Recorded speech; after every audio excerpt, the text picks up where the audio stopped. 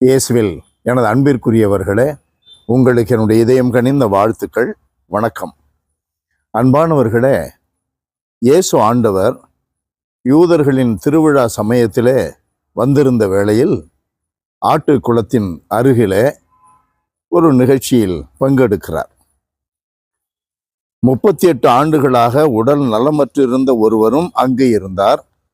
இயேசு அவரை கண்டு நெடுங்காலமாக அவர் அந்நிலையில் இருந்துள்ளதை அறிந்து, நலம் பெற விரும்புகிறீரா என்று அவரிடம் கேட்டார். அவர், ஐயா, தண்ணீர் கலங்கும் போது என்னை குளத்தில் இறக்கிவிட ஆள் இல்லை. நான் போவதற்கு முன் வேறு ஒருவர் இறங்கி விடுகிறார் என்று உடல் நலமற்றவர் அவரிடம் கூறினார். ஆண்டவர் அவரை குணப்படுத்தி கட்டிலை தூக்கி கொண்டு வீட்டுக்கு போய் என்று சொல்லி அனுப்புகிறார். அன்பானவர்களே,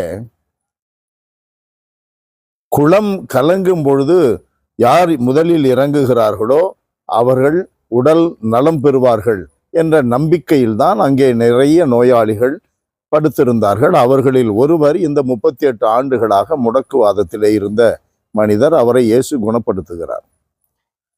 நான் இப்படி சிந்தித்து பார்க்கிறேன், குளம் கலங்கும் போது என்னை தண்ணீரில் இலக்கிவிட எனக்கு ஆள் இல்லை. அன்பானவர்களே, இயேசுவினுடைய ஆறுதல் மொழிகளை, இயேசுவினுடைய பேர் இரக்கத்தின் காரணமாக கிடைக்கின்ற வாழ்வின் வல்லமைகளை, வாழ்வை பெறுவதற்கு நிறைய பேர் தாகத்தோடு இருக்கிறார்கள், தேவையில் இருக்கிறார்கள். ஆனால் அந்த தாகத்தை தீர்க்க ஆள் இல்லை. நாம் அப்படி சிந்திக்கலாமே. தாகத்தை தீர்க்க ஆள் இல்லை. இதை இப்படியும் கூட நாம் இன்னும் நீட்டி சிந்திக்கலாம்.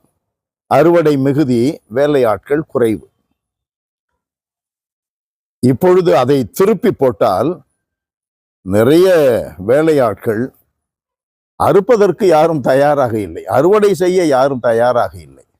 வேலையாட்கள் எல்லாம் முதலாளிகள் ஆகிவிட்டார்கள். உட்கார்ந்து கொண்டு எதை நிர்வகிக்கலாம் என்ற சிந்தனையில் பலர் இருப்பதை இன்றைக்கு பார்க்கிறோம். அது ஒரு ப்ரொஃபஷன் போல, ஸ்பிரிட் ஆஃப் கமிட்மெண்ட் என்பதெல்லாம் இன்றைக்கு ஓரளவிற்கு மறைந்தே போனது. ஒரு சிலரால் அது ஊசலாடி கொண்டிருக்கிறது, அதாவது அது உயிரோடு இருக்கிறது. அன்பானவர்களே, இயேசுவில் நம்பிக்கையுள்ள ஒவ்வொருவருக்கும் இந்த கடமை உண்டு. அடுத்தவருக்கு இயேசுவை அறிவிப்பது, இயேசுவினுடைய அன்பை காட்டுவது, இயேசுவினுடைய ஆறுதல் மொழிகளை சொல்லுவது, இயேசுவிடம் அழைத்து வந்து அவர்கள் தாகம் தீர்ப்பது, கடவுளுடைய வார்த்தை வழியாக அவர்களுடைய மனக்காயங்களை ஆற்றுவது, உடல் காயங்களை ஆற்றுவது, நம்மிடம் இருக்கின்றதை பகிர்ந்து கொடுத்து அவர்கள் அன்றாட தேவைகளையும் கூட சந்திப்பது, இவைகள் எல்லாம் எதற்கு ஒப்பிட்டு பார்க்கலாம்? குளம் கலங்கும் பொழுது இறங்கினால் குணம் பெறுவார்கள்.